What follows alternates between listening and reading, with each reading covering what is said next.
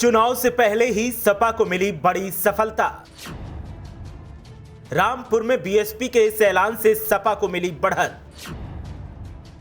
जीत का सपना देख रही बीजेपी की बढ़ गई और चिंताएं।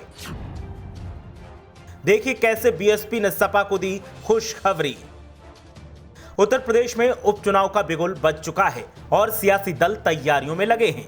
लोकसभा की 2 सीटों रामपुर और आजमगढ़ में भी उपचुनाव होना है और दोनों ही सीटों पर मुकाबला सपा और बीजेपी में है। दोनों ही सीटें सपा के पास थीं, ऐसे में बीजेपी इन्हें हथियाने का सपना देख रही है। लेकिन बीजेपी के सपनों को पलीता तब लग गया जब मायावती ने एक ऐसा ऐलान कर दिया जिससे सपा को उपचुनाव के मतदान से पहले ही बड़ी सफलता मिल गई। बीजेपी को लगता था कि वो सपा को हरा देगी और बीएसपी बीजेपी का साथ देगी, लेकिन जो बीएसपी बीजेपी के नाम पर मौन रहती थी, उसी बीएसपी की प्रमुख मायावती ने बड़ी ही चालाकी से बीजेपी को सियासी शिकस्त दे दी और सपा को खुशखबरी सुना दी। बताएंगे कि मायावती ने कैसे सपा को बढ़त दिला दी, लेकिन आप भी बताएं कि क्या उपचुनाव में मायावती के ऐलान से सपा अब बीजेपी को बेहतरी से टक्कर दे पाएगी? आपकी राय क्या है, हमें कमेंट करके जरूर बताएं। दरअसल रामपुर और आजमगढ़ में उपचुनाव होना है। सपा ने अपने उम्मीदवार भी लगभग फाइनल कर दिए हैं और बीएसपी भी टक्कर देने के लिए तैयार है।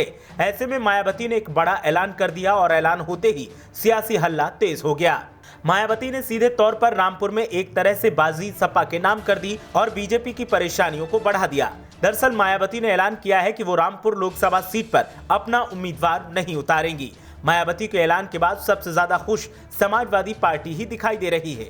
सपा के लिए अब जीत की राह और आसान हो गई है, क्योंकि मायावती के सामने होने से सपा के वोट बैंक में सेंध लग सकती थी, लेकिन अब मायावती के वॉकओवर के ऐलान से ये जंग एक तरफा दिखाई दे रही है। मायावती ने बीएसपी की प्रदेश इकाई की 2 दिवसीय जिला एवं मंडल स्तरीय समीक्षा बैठकों के बाद एक बयान में कहा कि बीएसपी सीमित संसाधनों वाली पार्टी है, जिसका मुकाबला बड़े बड़े पूंजीपतियों और धन्ना सेठों के धनबल पर चलने वाली विरोधी पार्टियों के साम दाम दंड भेद और हथकंडों से लगातार होता रहता है। इसीलिए पार्टी और उसके जनाधार को नुमाइशी और शाह खर्ची वाली बैठकों से दूर रहकर छोटी छोटी कैडर बैठकों के बलबूते मजबूत बनाना होगा। बयान के मुताबिक बीएसपी की कैडर बैठक में उत्तर प्रदेश में आगामी 23 जून को होने वाले लोकसभा उपचुनाव में एक सीट पर उम्मीदवार उतारने का फैसला लिया गया है, जिसमें कहा गया कि बीएसपी आजमगढ़ संसदीय क्षेत्र में उपचुनाव लड़ेगी, लेकिन रामपुर लोकसभा सीट पर उम्मीदवार नहीं उतारेगी। बीएसपी के इस ऐलान के बाद सपा नेताओं का साफ कहना है कि अब बीजेपी को सपा दोगुने अंतर से पराजित करेगी और आजम खान के साथ जो नाइंसाफी हुई है उसका बदला उपचुनाव में लिया जाएगा।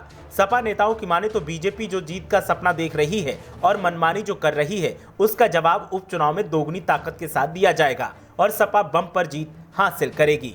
देखना यह है कि रामपुर में बीएसपी के वॉकओवर के बाद सपा किस तरह से बीजेपी को टक्कर देती है और बीजेपी कैसे सपा का मुकाबला करती है। चुनावी नतीजे बताएंगे कि जीत किसकी होती है। ब्यूरो रिपोर्ट, मीडिया हलचल।